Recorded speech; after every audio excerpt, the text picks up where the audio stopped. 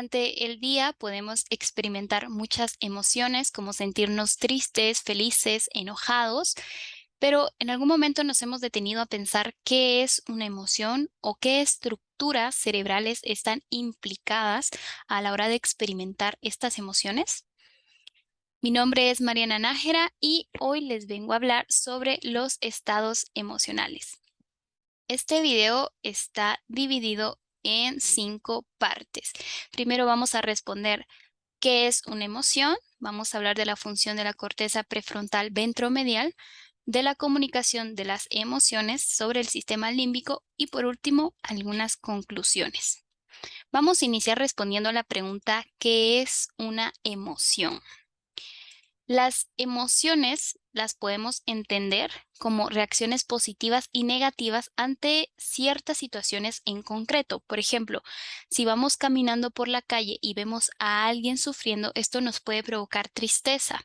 Entonces, estas expresiones de respuestas van a ser somáticas y autónomas que van a estar asociadas a estados de activación fisiológicas, es decir, estados biológicos. Y también van a tener una respuesta de supervivencia, es decir, estados biológicos funcionales. Estas respuestas se van a acompañar de sentimientos. De hecho, la mayoría de nosotros a veces utilizamos la palabra o casi siempre utilizamos la palabra emoción para referirnos a los sentimientos y no concretamente a las conductas, pero va a ser la conducta que a lo largo de la historia ha guiado la evolución de nuestro cerebro. Entonces, entendemos que las emociones son reacciones ante distintas situaciones. Ahora vamos a hablar sobre esas respuestas emocionales. Entonces, vamos a encontrar que como respuestas emocionales van a haber tres tipos de respuestas. Van a estar las respuestas comportamentales, las neurovegetativas y las hormonales. Las respuestas comportamentales van a estar conformadas por movimientos musculares que nos van a avisar del dolor y otras consecuencias desagradables. También nos van a indicar la presencia de la comida, del agua y de la sal. Las respuestas neurovegetativos, que es del sistema nervioso autónomo, van a ser todas aquellas reacciones físicas que se van a reflejar en nuestro cuerpo. Estas reacciones no las vamos a poder controlar y van a aparecer queramos o no. Por ejemplo, si sentimos miedo, podemos tener taquicardia, sudoración, temblor, tensión muscular o cuando sentimos vergüenza nos sonrojamos. Entonces van a ser reacciones físicas que se van a reflejar en nuestro cuerpo. Cuando sentimos miedo, nuestro cuerpo va a utilizar la energía de esta emoción para prepararse en dado caso necesitemos salvarnos del peligro.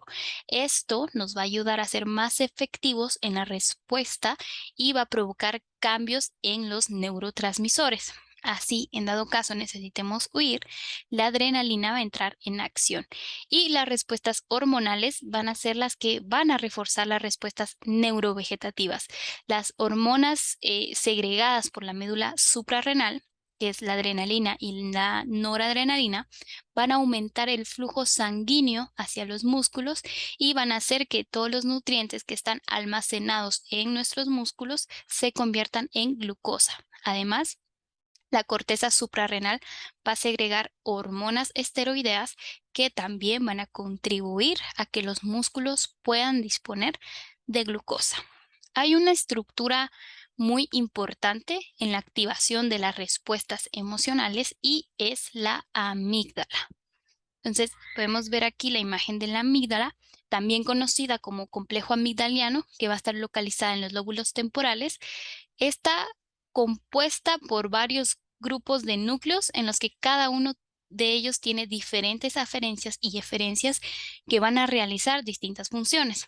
Está subdividida por aproximadamente 12 regiones y cada una de ellas va a incluir varias subregiones. Pero ahora nos vamos a concentrar en tres regiones principales, que es el núcleo lateral, el núcleo basal y el núcleo central.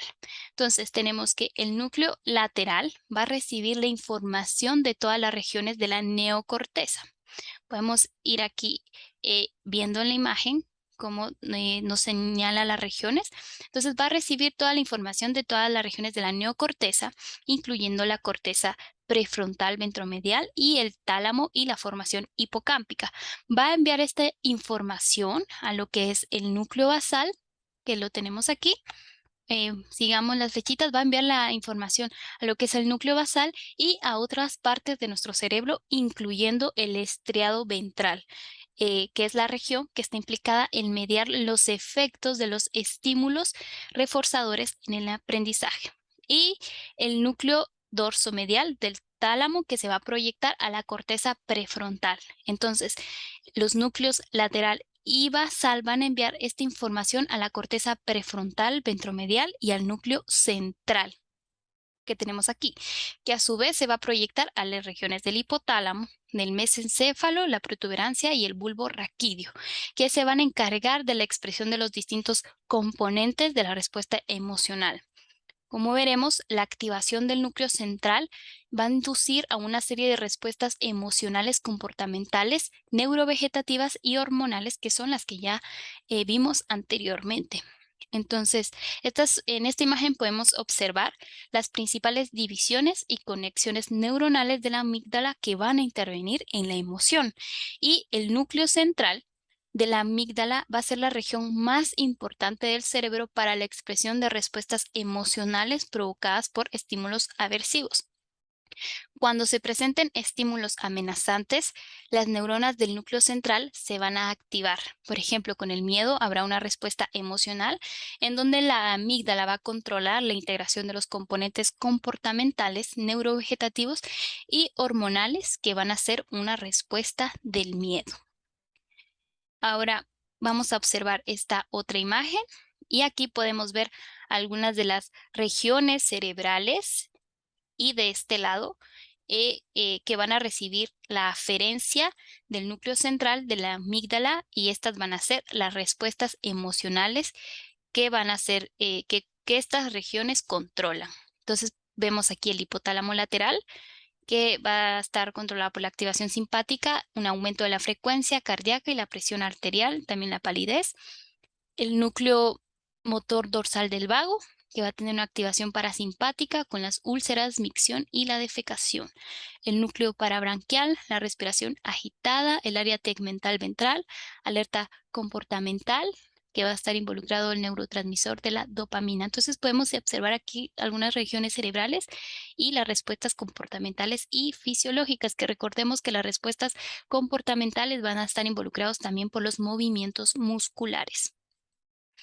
Tenemos aquí otra imagen que van a ser algunos de los neurotransmisores que van a estar implicados en la emoción. Entonces tenemos la dopamina, que va a estar involucrado en el aprendizaje emocional, la percepción y formación de la memoria, se involucra en la codificación y expresión del aprendizaje emocionalmente sobresaliente y la formación de la memoria.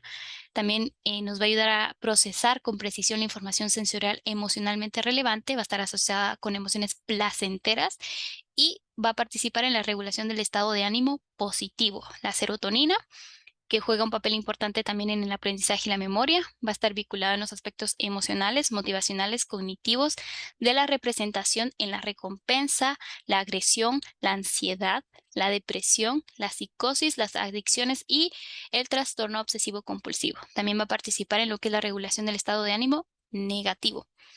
La oxitocina, es una neurohormona que va a reducir la percepción del dolor, el miedo y va a aumentar la conexión emocional con otros. Va a favorecer la formación de los lazos sociales a largo plazo, por ello va a tener una regulación importante en lo que es la cognición social. Y el factor de liberación de corticotropina, que va a actuar como un neurotransmisor y un neuromodulador. Va a estar distribuida en todo nuestro cerebro, pero principalmente va a estar mayormente concentrado en el núcleo paraventricular del hipotálamo, el cerebro anterior basal del complejo amigdaliano y el tronco cerebral. También va a jugar un papel muy importante en las respuestas al estrés, en la regulación emocional y funciona como un analgésico. Y cuando hay una alteración en su liberación, se va a asociar con trastornos como la ansiedad, la depresión, el abuso de sustancias psicoactivas y el alcohol. Entonces, vamos a pasar a hablar de una región también muy importante que va a tener una función en las respuestas emocionales y es la corteza prefrontal ventromedial.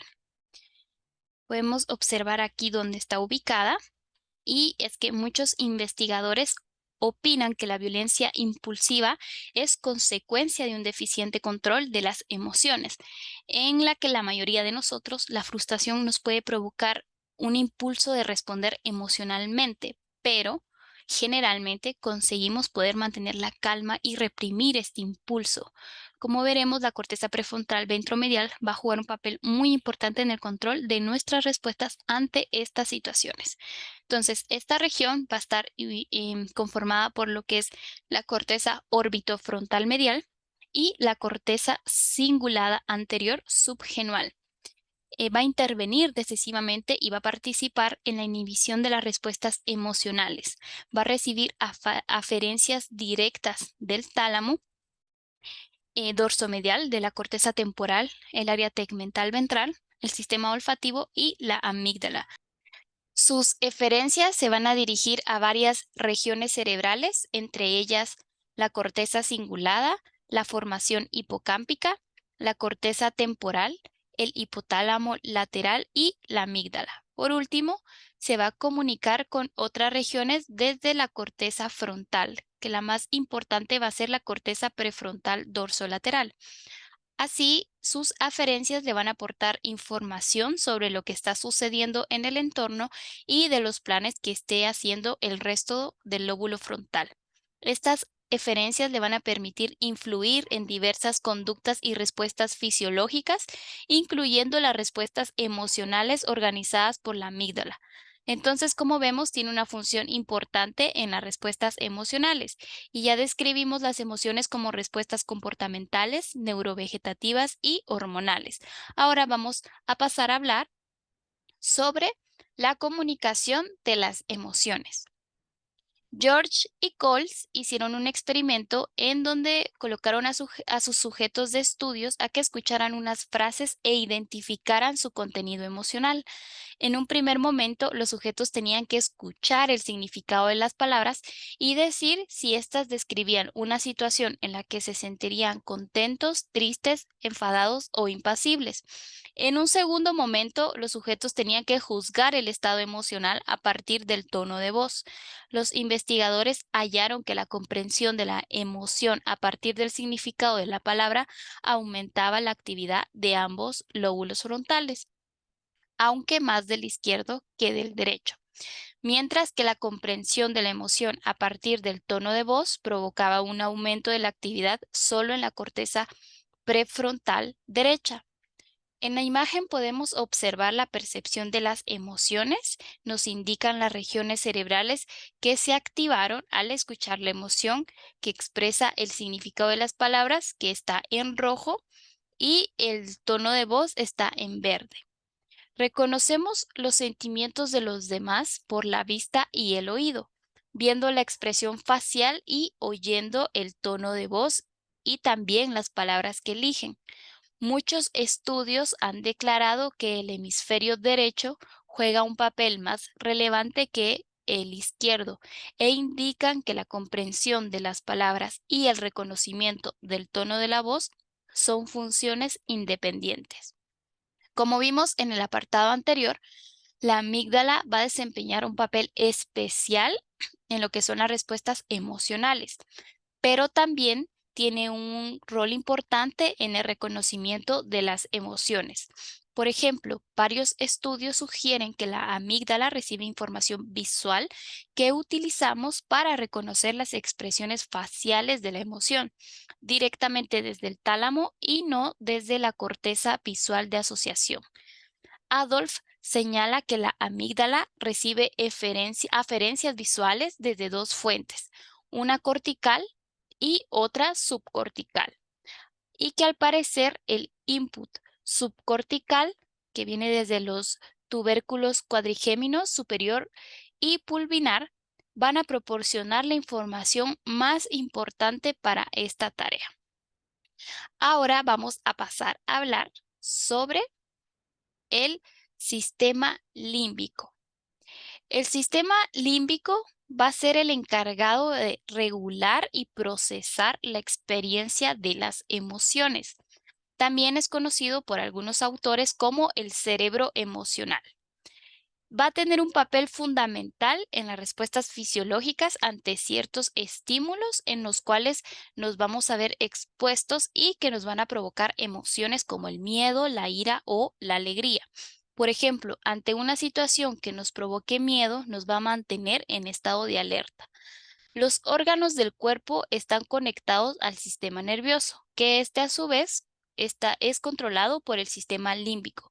Por lo tanto, se deduce que el sentir, los estados de ánimo y las emociones son quienes regulan y controlan la expansión o contracción de los órganos de nuestro cuerpo.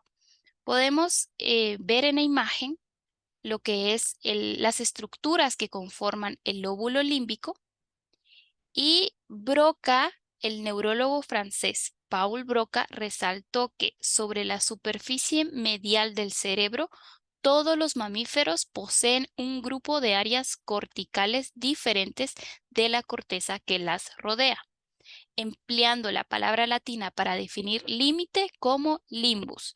Broca nombró a este grupo de áreas corticales el lóbulo límbico, ya que forman un anillo o margen alrededor del tronco cerebral, que según esta definición, el lóbulo límbico está constituido por la porción de corteza que rodea al cuerpo calloso, sobre todo a nivel de la circunvolución del cíngulo, y por la corteza de la superficie medial del lóbulo temporal, incluido el hipocampo. El neurólogo James Papez propuso la existencia de un sistema de la emoción que se extendería a lo largo de la pared medial del encéfalo, que sirve de unión entre la corteza y del hipotálamo.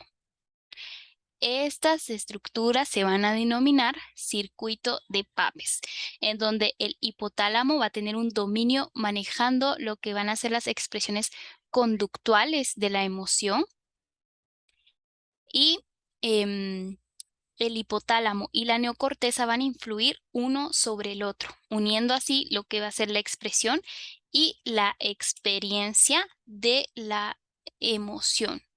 Entonces, el circuito la corteza del cíngulo va a actuar sobre el hipotálamo a través del hipocampo y el fornix, mientras que el hipotálamo va a actuar sobre la corteza del cíngulo vía el tálamo anterior. Va a haber una adecuación entre los elementos que forman parte del circuito de Papez y de los del lóbulo límbico de Broca.